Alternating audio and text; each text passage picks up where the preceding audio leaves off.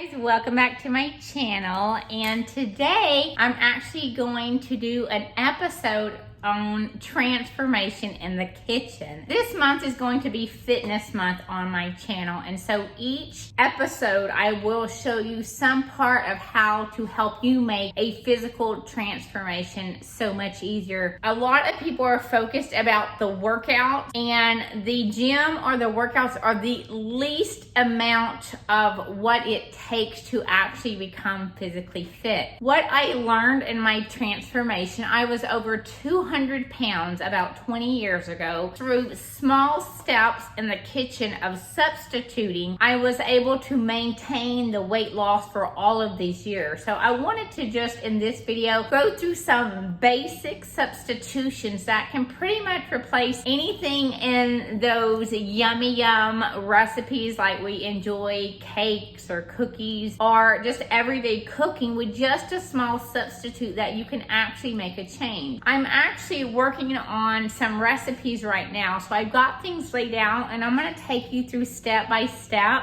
on some substitutions. This video I'm actually working on some protein bars for me, and they actually taste like really fluffy kind of muffins. Instead of using white flour, which is a refined food, and refined is where they've stripped out the nutritional value. It's like filling, and so you've got no nutritional value in these things that you're eating of refined sugars. Pretty much if it's in a box other than a frozen vegetable, box cereals, those things are refined and they don't produce any nutritional value. Therefore, they don't help your body build a physique that you're working on in exercise or the gym. So the first thing I'm going to start with is flour. Don't use white flour. I most often will use oat flour. There is a way, and I'm going to actually show you in this video. I'm going to make my own oat flour out of just regular, I use the quick 1 minute oat. If you use the old fashioned, the larger ones, they don't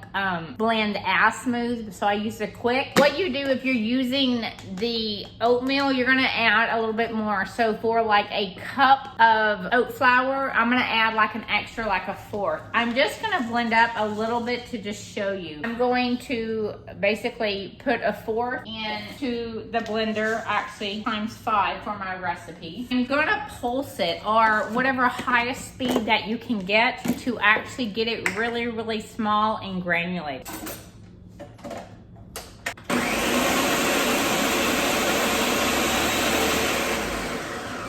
And what you want to do is when you're blending it, you want to stop about halfway through and kind of shake it up so you'll get the oatmeal on the bottom kind of mixed in.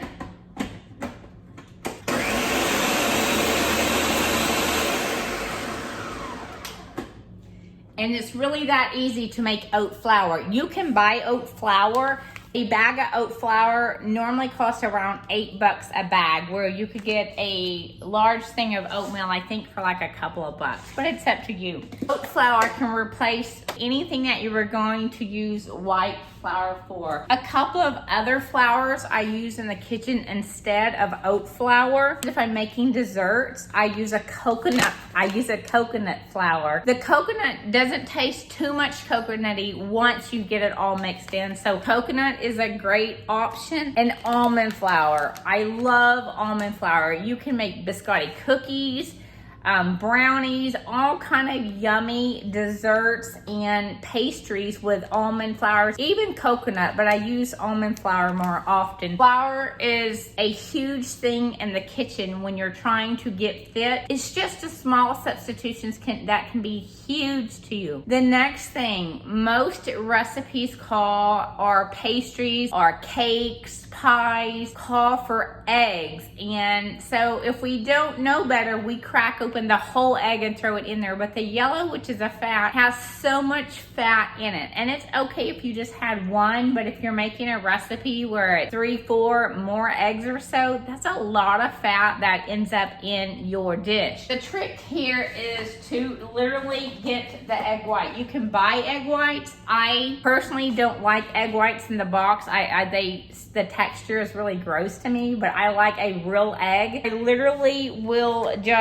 You literally just separate the egg. All you've got is the white, and you've just got the fat left over, which I toss. And it's really that easy. As far as replacing in your recipes a whole egg for just the egg white, most of the time that really works. You can taste it, and if you needed a little bit, you could add a little bit of the fat in, but it's very few times that you need to do. One of the next huge things to me in the kitchen is sugar. I do not use sugar. The body cannot metabolize sugar. That means it cannot break sugar down. It confuses your body. You get an insulin spike, and insulin is that hormone that will make you fat. It will make you retain fats. The best thing, there's lots of different sweeteners alternative out there. If you don't know which one spike your insulin, at the end of the day, it's not a whole lot better than sugar itself. My go-to is pretty much Swerve or stevia. Instead of brown sugar, you can basically get Swerve, and it's Swerve brown sugar. It's not refined, it's pretty much all natural, and you can read on the back. It's virtually got nothing, not even sugar alcohol. So for some of you that are sensitive to sugar alcohol in the tummy, this is a wonderful substitute for brown sugar, and it's really thick, just like brown sugar in the bag. And the little bag of this lasts forever. Mixes 1 to 1. So if you had 1/4 of a cup of brown sugar, you would have the same amount, so you don't have to worry about trying to get the right amount. For sugar, to replace sugar 1 to 1, I pretty much will use stevia in the large bag, and you make sure you get the right flavor. They've got different flavors, so I basically just get the plain one, and it's the same thing. So if you got a cup of sugar you're gonna put in a recipe, you're gonna put a cup of this. I'll put a cup of this, and it tastes just as good as if you had regular sugar, and you do not know the difference. These small substitutions can make a huge difference in your diet. If you were putting sugar in your coffee, you can replace it with a stevia, or I know some people that use brown sugar in their coffee or their dessert, cafe mocha, then you can use the substitute as well. I wanted to do this video to really just focus on, it's the small changes in the kitchen that add up. That 30 minutes, 1 hour of gym in the day doesn't mean a whole lot of